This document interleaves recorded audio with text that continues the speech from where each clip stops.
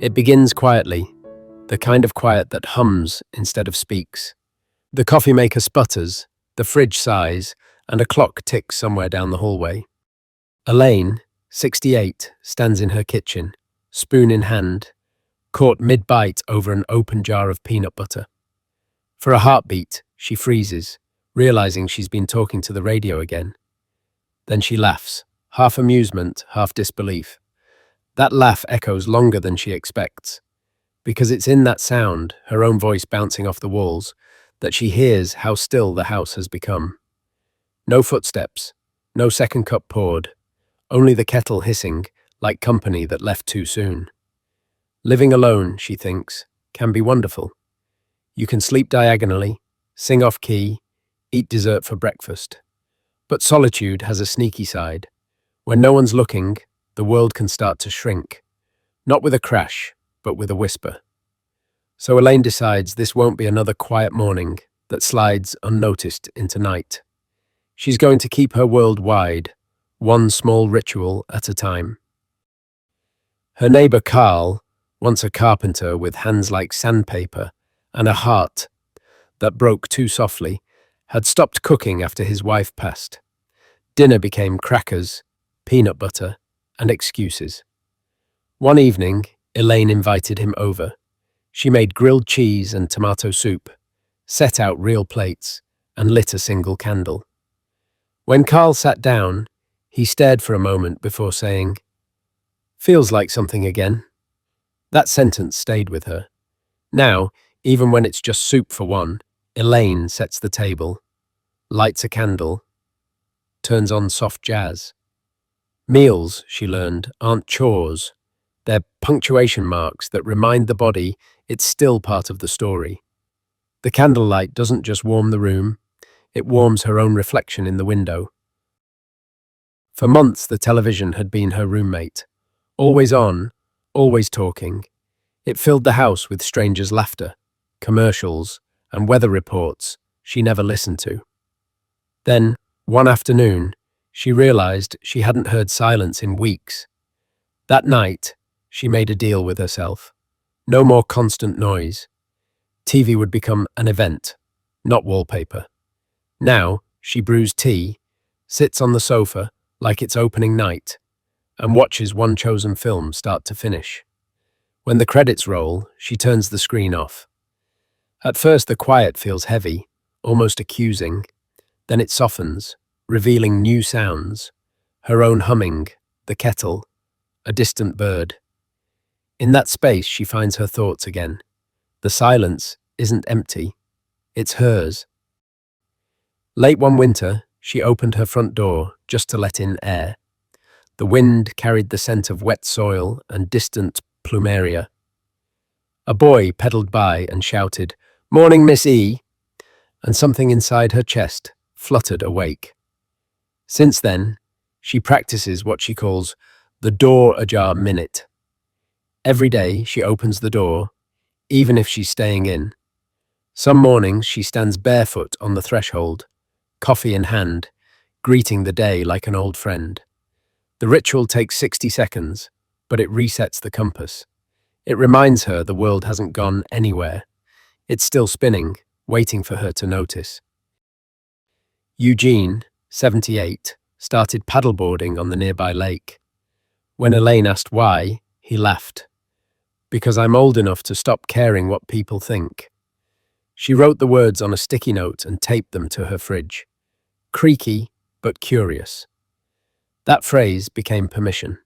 She took a watercolor class, joined Tai Chi in the park, learned a few Spanish phrases from YouTube. During her first yoga pose, she tipped over and nearly took a potted plant with her. But the laughter that followed felt like medicine. Curiosity doesn't demand perfection. It just asks you to show up. Every new attempt gives her back a piece of wonder she thought she'd traded for years. There was a season when her bedroom swallowed her whole. Remote, snacks, books, even her phone charger. Everything she needed was within arm's reach. The rest of the house became scenery. One bright morning, she noticed a film of dust across the dining table and realized she hadn't eaten there in nearly a year. That afternoon, she made the two-room rule. Spend meaningful time in at least two rooms every day. Coffee in the kitchen, reading by the window, folding laundry near the porch. Now each room feels lived in again, as if the house itself had been waiting to exhale. Moving through her space became a quiet declaration. I'm still living here, all of me.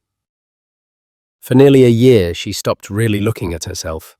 Just quick glances, quick dismissals. Mirrors began to feel like doors she'd rather not open.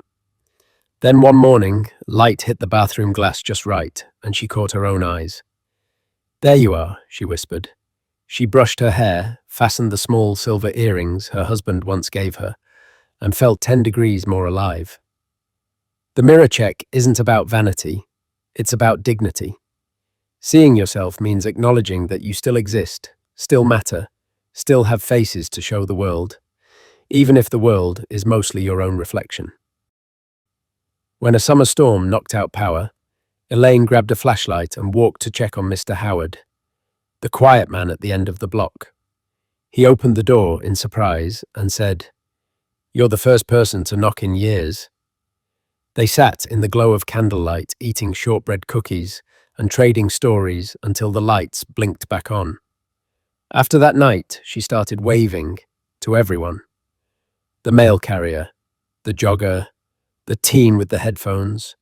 A wave takes a second, but it keeps you visible. Every neighborhood needs its elders, the steady watchers who remind the street it's still a community, not a collection of houses. Her friend Maureen's house was beautiful but heavy. Every surface carried memory, framed photos, old letters, a jacket draped across the chair where her husband once sat. It felt less like a home and more like a museum, waiting for a curator who never returned. Together they chose 3 talismans to keep: his watch, his favorite book, one photograph. Everything else they packed or donated. A week later, sunlight poured through uncluttered windows, touching spaces that hadn't seen light in years.